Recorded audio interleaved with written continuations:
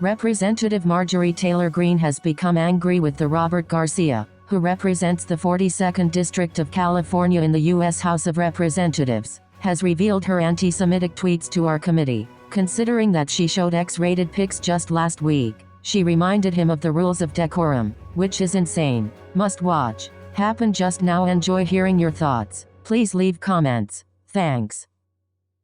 And this person, of course, sits on this very committee who just actually gave some very irresponsible facts to our witnesses and the committee as well. But just like RFK and other conspiracy theorists, members of this committee continue to attack vaccines. Vaccines save lives. The pandemic cost us 1.3+ million Americans. It's the single largest, most devastating loss of life event that we have had in the modern era. Mr. Chairman. It's the most significant Yes. loss of life we've had in the modern era. Ms. Reed, please pause for a second. I'd like to make a point of order and ask the members to be reminded of the rules of decorum, Mr. Chairman. I'm sure, what rules are those? The gentleman from California will suspend.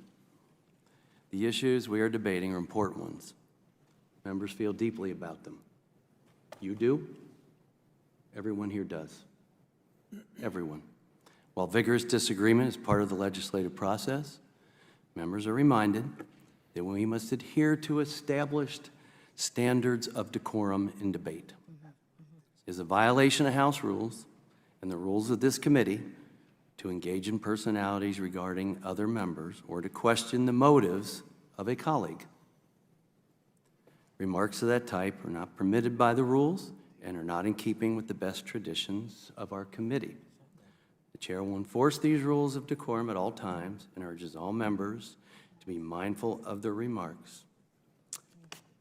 Mr. Chairman, what rule did I break? Does the gentlelady from Georgia have any further? Anything? No. Comment? Mr. Chairman, The gentleman may proceed. Thank you. I'm not sure what rule I broke. I actually didn't call anyone out by name and did not actually disparage anyone. I showed an actual tweet that one of the committee members actually tweeted. It's a public statement in the public record, so this is absolutely not disparaging anyone unless the committee member wants to retract what was said up here. We can read it if we'd like. It says a tweet. It says, vaccinated employees get a vaccination logo just like the Nazis forced Jewish people to wear a gold star. Vaccine passports and mask mandates create discrimination against unvaxxed people who trust their immune systems to a virus that is 99% survivable. So that's actually a public statement. I'm not sure that is an attack on anyone. I mean, I disagree with it, but that's what was said. Let me go ahead and continue.